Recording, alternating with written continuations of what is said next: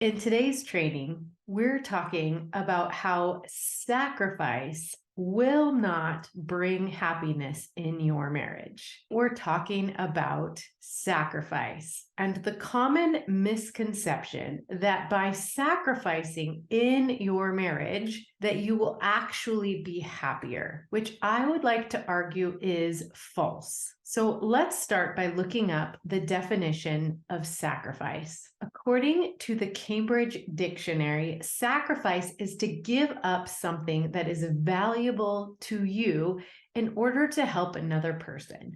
Now, let's get a few things straight before we get started. Number one, I'm not talking about any type of religious sacrifice. And number two, I'm not talking about getting uncomfortable, because life and growth are meant to be uncomfortable. In fact, you will experience negative emotions about 50% of the time. Part of the reason we came to Earth was to grow, to be tested, to be uncomfortable, and to learn new things. And that is part of life and living. The sacrifice I'm talking about is more about martyr mentality. It means when we put the needs of others before our own needs, and then we grow to resent that. So many of the couples that I work with have had years and years and years of both compromise and sacrifice. And each time they compromise or sacrifice something that feels important to them, they weaken themselves and the relationship just a little bit. Now, year after year and time after time, if somebody continues to sacrifice, meaning give up the thing that is important to them for the betterment of the whole, then over time they will grow to resent the relationship and the other person who they have been sacrificing for. So this happens a lot when a wife maybe will give up her education or her dream of starting a business, writing a book, or doing something she feels is important so that her husband can be successful in some area, or she can raise her children or something like that. Again, I'm not talking about momentary giving up things for the sake of having children or caring for those children. This is required for a happy, thriving family life and for the survival of infants and young children. They actually need their adult caregivers to give up things in order for them to eat or sleep or be cared for, right? But the sacrifice I'm talking about is over time, when we don't take care of our own needs, and we do it in the name of being a good mother or being a good wife. The same can be true for a husband who's given up his career or his ambitions, or even a hobby or something that's important to him for the sake of the family. Now, a little bit of this is okay, or for a time it is okay. But if you are continuously making sacrifices, meaning you're not getting to go after the thing that you feel so excited about, eventually you're going to look back and resent whoever took that opportunity away from you. It also becomes so detrimental to your children when parents have sacrificed over a long period of time to make their children the most important thing in their family. This deteriorates the relationship in so many ways. First and foremost, when parents put the comfort of their children above their own relationship and above their own comfort, they hinder their children's ability to grow up confident, healthy, and strong, and that they will be able to go out and make the most of their own lives because of the guilt that they feel that their parents put their lives on hold in order to raise them. So when children see their parents living up to their purpose, to their full potential, doing the things that they love, creating something good in the world, following their promptings. It gives their children the permission to do the same. But when one or both parents have sacrificed repeatedly for the sake of their children will be stunted as their parents pull for their own caregiving because they haven't taken care of their own needs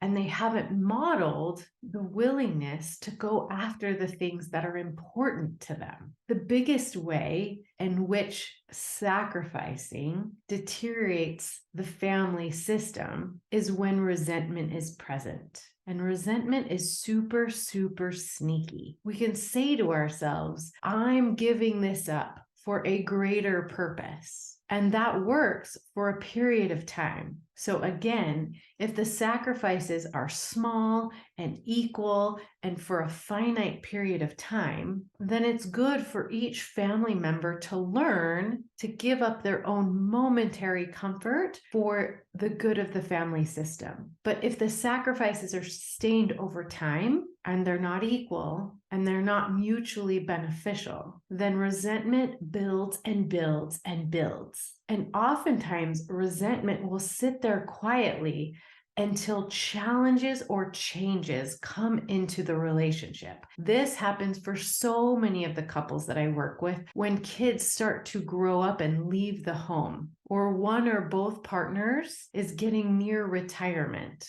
which threatens to change the whole system of the family, or parents are aging and lots of decisions need to be made about their care, or there's health scares where one or both partners aren't able to perform all the functions that they've been performing in the family up to that point, and then others have to come in and care for them. So these are the types of challenges that start to hit around that midlife, that 20, 25, 30 years of marriage. Now, if both partners have made room for each other in the marriage and they've collaborated, like we talked about last week, and they've prioritized and built a relationship where everybody feels encouraged and excited to be the best version of themselves, to state their opinions, they feel seen, heard, and supported in ways that help them grow, then the family can handle those challenges and changes. But if the relationship hasn't been prioritized and one or both partners have been sacrificing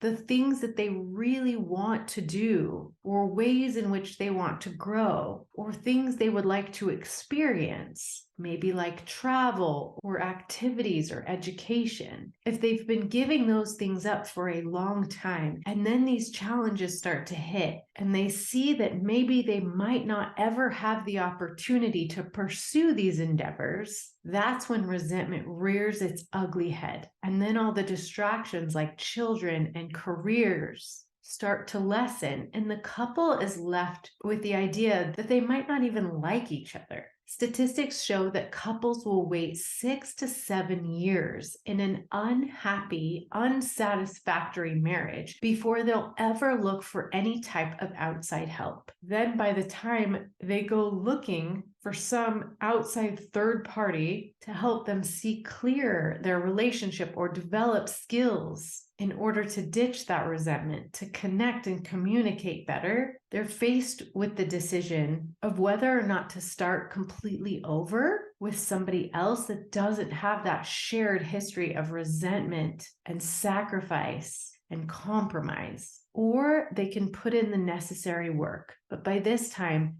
it's a lot of work. I like to compare it to a garden sometimes, where the couple has tried to plant flowers, but there's so many weeds that when they plant these little flower seeds, the weeds are so prominent that they choke out anything good that could grow there. And so by the time they've waited and sacrificed and compromised, and they're finally seeking help with their relationship, they have to completely weed that garden, rototill the earth, which takes a lot of work before they have a fertile ground in which they can plant flowers. Now, the truth is, it can be done. If you've invested years and years of your life into creating a life with another person, even if there's resentment, even if there's been sacrifice and compromise, and you feel like there wasn't room for you in the relationship, we can weed the garden. We can rototill the soil. We can plant beautiful flowers, but you have to be willing to stop sacrificing, recognize what it is in your life that you would like to pursue. Again, whether that's a hobby or education or a career, your purpose. If you're willing to get clear on the things that you really want out of life,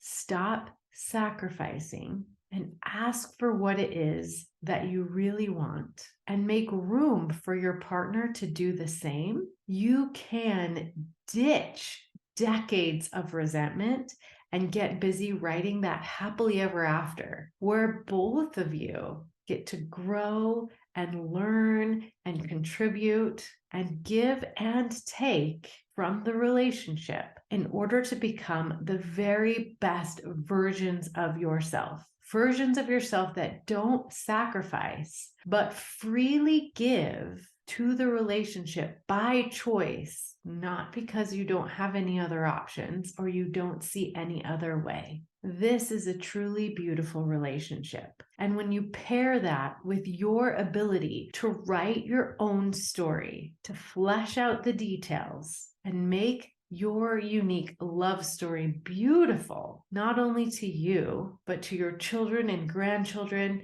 and all of the generations that come after, that they will look to you as an example of how to really love and care for another person, not to sacrifice for them, but to freely give all that you have to create a beautiful life together. That is priceless. So if you're feeling resentful, if you feel like you've given and given and given to your relationship and are getting very little in return, please reach out before it's too late. Don't wait 6 or 7 years in a miserable relationship before you start to get the support that you need to turn things around. I have a 3-step proven process for ditching resentment and reigniting that passion and fun, communication, connection, and commitment required to write that happily ever after ending to your love story.